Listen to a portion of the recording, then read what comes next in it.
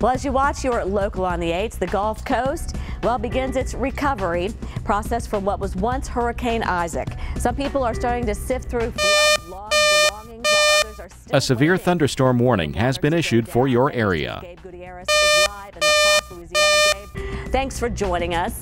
And I think some of us wondering, some of the people that were affected by Isaac, were some of them also affected by Katrina? Have you been finding that as well? Well, hi there. We've been moving around all day today. We're actually now in New Orleans, where power crews are working to restore power. And we have late word tonight that St. Tammany officials about an hour north of here are evacuating about 1,200 homes because of concerns that a boat lock on a river could fail. Again, all this as crews rush to restore power to the Gulf Coast. In parts of Louisiana, the waters are receding, but so is the patience. This is the first time I've seen trucks in this neighborhood. Thousands of line crews are on the move as the Gulf Coast struggles to recover from Isaac. The slow-moving hurricane knocked out power to more than 1 million customers in Louisiana, Mississippi, and Arkansas. Tonight, almost 400,000 homes and businesses are still in the dark, the vast majority in Louisiana. Outside New Orleans, Beth Goddard was desperate for shade after losing power 4 days ago. It's 95 degrees inside my house, so you're really not sleeping, not eating a whole lot. This family-owned grocery store just got power this afternoon. How much inventory do you think you lost here? We think we lost somewhere between $500,000 and $700,000 worth of total inventory. Workers are restocking shelves after throwing so much away. We didn't see any Entergy trucks. I don't know where they were. I don't know where these phantom electricians were, but they weren't out here working, trying to get the people back up. Frustration is so high here that the president of Jefferson Parish is calling for a state investigation. I wouldn't be as upset and as infuriated as if they were out doing the work, but there's no presence on the streets. Louisiana's main power company, Entergy, says crews from around the country are working as fast as possible. This was a slow-moving Category 1 storm that sat over the city for almost 2 days, and this was more of a wind event. But in Plaquemines Parish, power, or lack of it, is not the most pressing concern. Some people still can't even see their homes. Others, like Rachel Coulon, are thankful for what they salvaged. I had saved everything on my second floor, and I saved my little boy's turtle, his tortoise. All he wanted was his Russian tortoise. That's all he wanted out.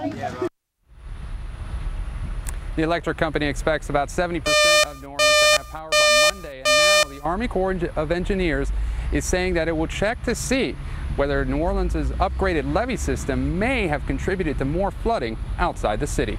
Back to you. All right, thanks so much. Gabe Gutierrez reporting from New Orleans. Appreciate it. And now for more information on that situation in Tammany, St. Tammany Parish, Louisiana, we want to get right to Public Information Officer Suzanne Stalmist. I'm not really sure how to say your name. I'm sorry, Suzanne. Thank you very much for joining us on the phone. What can you tell us? I understand mandatory evacuations going on for a certain part of that parish. That is correct. We have asked everyone to evacuate who is south of Lock number 2, which is in the area of Bush. From Bush south to the area of Hickory, east of Highway 41, by the Pearl River Diversionary Canal. And the Pearl River itself, is what's in danger as far as flooding people's homes?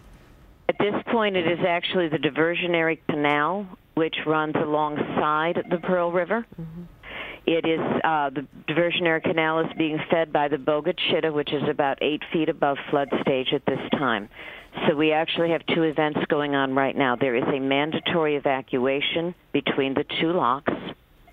We also have a watch on the Pearl River and the West Pearl at this time. And are folks, are they listening? Are they evacuating?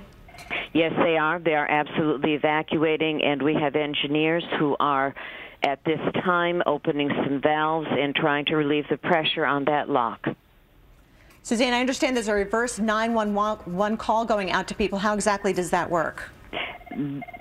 It's the same thing. If you call 911, we have all of the information automatically of where you are and that you need help. We reverse that out, and we call you as if we were calling you back on that same emergency system saying, please evacuate. Suzanne, where are you taking these people? Are they going to?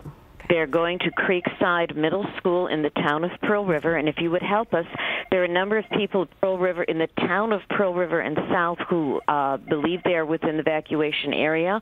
They are not. It is only from Hickory north to Bush. Okay. All right, we will do our best to get that word out as well. Suzanne, we appreciate it. And so when you say it's imminent, is it failing at this moment? I mean, it's actually failed. It has not failed. It is in danger of failing at any moment. Okay. That is, we've gotten permission from the Army Corps of Engineers to open some valves, and our engineers are working very hard to prevent that. Okay, and obviously with the reverse 911 call, that means no time really to go door to door and alert these residents. No, there is not. Everyone needs to leave. All right, Suzanne, thank you so much for joining us. I know you're certainly busy here in St. Tammany Parish. We appreciate your time. All right, guys, we're going to have the Labor Day forecast coming up, of